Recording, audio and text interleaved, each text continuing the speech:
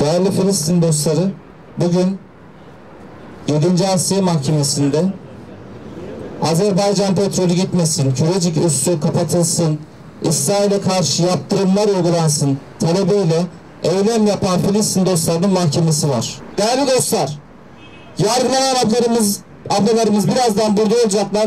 Akabinde mahkeme öncesi bir açıklama gerçekleştireceğiz ve dava süresi boyunca arkadaşlarımızın, ablalarımızın, abilerimizin yanında olacağız. Bugün 5 Filistin dostunun yargılaması var.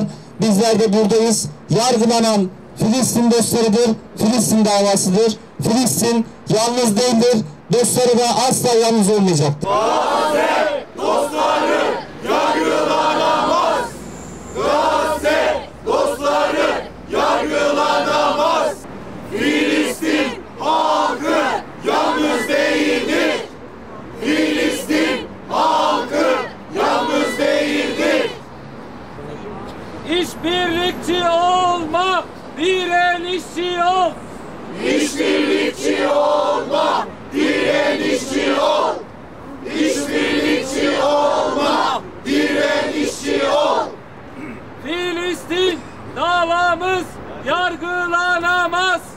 Filistin davamız yargılanamaz.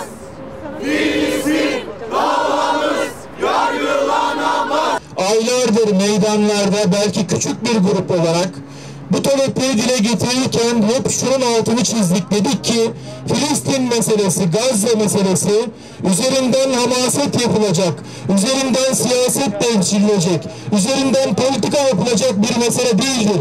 Çünkü soykırım acil bir sorundur, geri döndürülemez bir sorundur. Bugün bunun için adım atmıyorsanız, hangi gerekçeyle ilgili olursa olsun adım atmıyorsanız soykırımın ortağısınızdır. Önce görmezden gelindi, fakat arkadaşlarımızın ısrarlı bir şekilde büyük bir baskı ve şiddetle karşılaşıldı.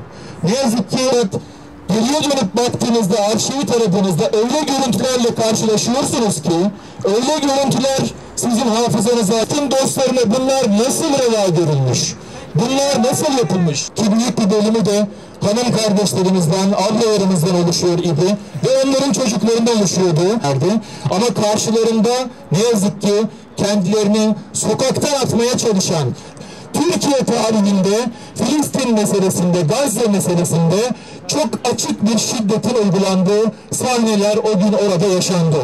Diyerek kazanacağız. Diyerek kazanacağız. Hamas'a selam, direnişe devam. Hamas'a selam, direnişe devam. Hamas'a selam, direnişe devam. Yemen'e selam, direnişe devam. Yemen'e selam, direnişe devam. Hükümetin Filistin dostlarını gözaltına alması, yargılaması bir alışkanlık haline geldi. Aklınca bu yargılamalarla Filistin dostlarını sindirmek istiyorlar. Hayır, meydanlardayız. Yaptırım talepleriyle Filistin halkının yanında olmaya devam edeceğiz. Fevzi Hocam şu an açıklaması için buraya geliyor. Allahu Ekber! Allahu Ekber! Ben bir Ankara çocuğuyum. Ankara'da büyümüş, Gazze Edebiyat bitirmiş, edebiyat öğretmeni bir eğitimciyim. Bir gün bu adliyede sanık olarak çıkacağım hiç aklıma gelmezdi. Biliyorsunuz bir gün önce de, 2 gün önce Adana'da adliyede mahkemeye çıktık. Orada da aynı şeyleri söyledik, aynı şeyleri dillendirdik. Arkadaşımızın dediği gibi katil Amerika, katil İsrail dünyaya terör yayarken, bırakın Gazze'nin insanlığın düşmanıyken, ama bizler onları protesto ettiğimiz için bugün burada yargılanıyoruz. Biz Allah'ın katındaki yargılamadan, haşır gününden korktuğumuz için, diriliş gününden korktuğumuz için, hayatımızı alemlerin Rabbine teslim edip vahye göre şekillendirdiğimiz için bütün zalimlerden beri olmayı öğrendik. İşte bu zalimlerin başı büyük şeytan Amerika ve onun hamilliğini yaptığı İsrail. Dünyaya, bırakın sadece Gazze'ye, terör ürettiği için bizler sözü yerinde söylemek için Beştepe'de 5 kez eylem yaptık. Ve dedik ki, düşünün arkadaşlar, şunları diyenler neden yargılansın? Ama diyoruz ki her zaman için taşları bağlamışlar, köpekleri serbest bırakmışlar.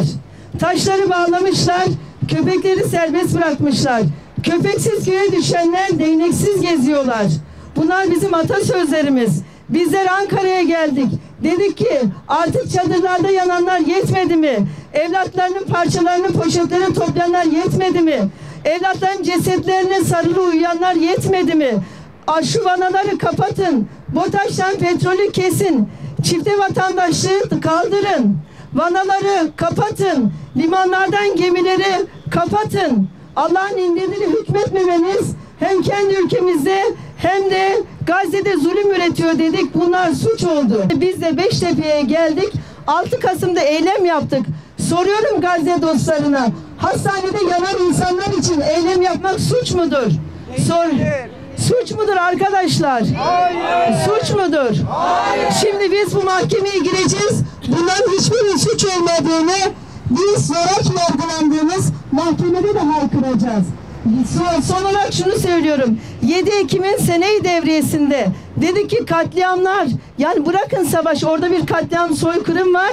Dedi ki Ankara'ya gidelim. Yine sözü yerinde söyleyelim. Beştepe'de söyleyelim. Ve diyelim ki bu zulmü durdurun. Bu zulme ortak olmayın. Artık arkadaşlarımızla toplantıda şu karar aldık. Bırakın Filistin'e destek olmayı. Lütfen İsrail'e desteği kesin dedik. İsrail'e desteği kesin dedik. Soruyorum arkadaşlar, bu suç mudur?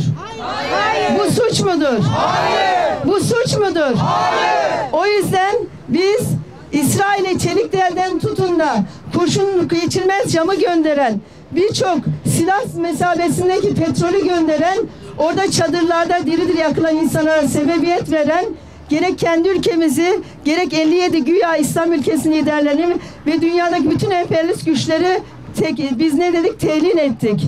Bu telinden dolayı buraya yargılanıyoruz. Allah hamd ediyoruz, şükrediyoruz.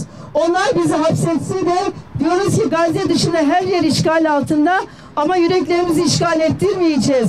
Siz bizleri hapslere koysanız da işgal ettirmeyeceğiz. Zafer İslam'ın olacak, zafer Gazze'nin olacak, zafer direnen halkların olacak, zafer mazlumların olacak, zafer Allah'a inananların olacak, zafer garibanların olacak.